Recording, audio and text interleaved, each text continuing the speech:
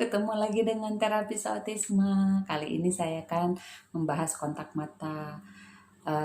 Saya sih sudah bahas kontak mata ini berkali-kali ya, tapi saya pikir membahas kontak mata ini memang perlu dilakukan secara berkala karena ada orang tua yang baru saja anaknya didiagnosa, atau ada juga orang tua yang memang harus diingatkan kembali pentingnya dari kontak mata dan bagaimana mengerjakannya.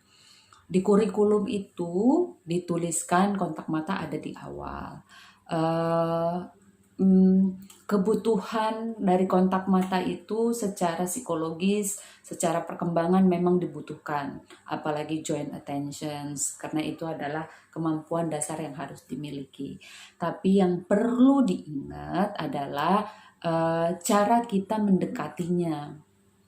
Kontak mata itu bukan diminta, itu satu. Kontak mata itu bukan diminta. Jadi bukan yang lihat atau kita berulang kali bilang lihat. Kontak mata itu bukan diminta. Kontak mata itu dikasih, diberikan. Artinya ketika kita melakukan interaksi dengan anak, bukan hanya percakapan, bisa misalnya pegang hidung atau taruh yang sama, atau kita tanya dia siapa nama kamu, berapapun tingkatan si anak. Kontak mata itu bukan diminta tapi diberikan. Artinya si anak itu sudah memiliki trust, karena hanya dengan trust saya akan kasih kontak mata ke orang gitu. Saya akan mau lihat-lihatan lama, mau memperhatikan yang cukup lama karena sudah ada trust. Kemudian saya ada kebutuhan untuk memperhatikan, ada motivasi untuk memperhatikan. Nah, trust ini untuk orang tua yang baru pertama kali sesi terapi atau masih struggle untuk melatih kepercayaan agar anak mau melihat, itu mulai dengan tidak memaksa. Jadi bukan yang berulang kali meminta anak melihat dan mengarahkan wajahnya, tapi kita bermain, terutama untuk anak-anak yang sangat-sangat menghindari ya, kita pegang tubuhnya, itu akan terlihat apakah tegang, apakah dia menghindar. Nah, sambil kita berikan instruksi, kita kasih lihat kalau kita ini menyenangkan, disitulah akan muncul trust.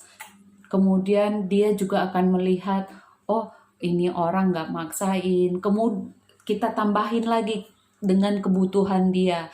Dia misalnya memiliki kebutuhan untuk kenyamanan, berarti untuk anak-anak yang tidak terlalu suka didekati, kita tidak dekati di awal-awal, dari jauh dulu.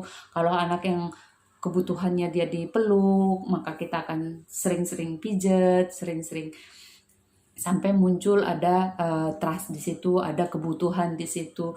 Kemudian muncullah motivasi. Jadi 3 ya, trust, need, motivasi. Ini versi saya ya.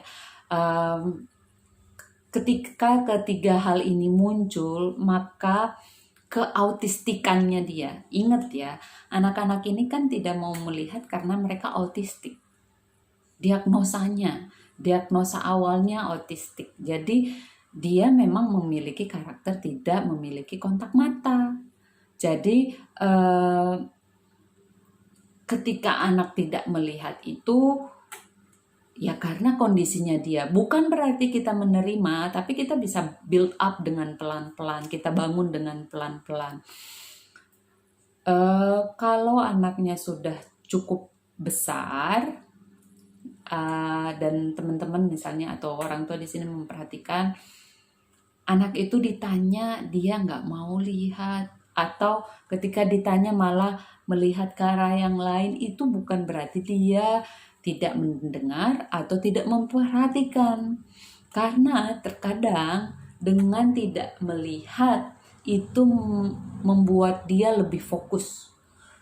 saya juga melakukan hal yang sama. Kadang-kadang kalau ada yang ngobrol nanya sama saya, itu saya lihat ke arah lain, karena ketika sensor mata saya shut down, saya matikan, saya akan lebih fokus gitu. Itu yang mereka lakukan.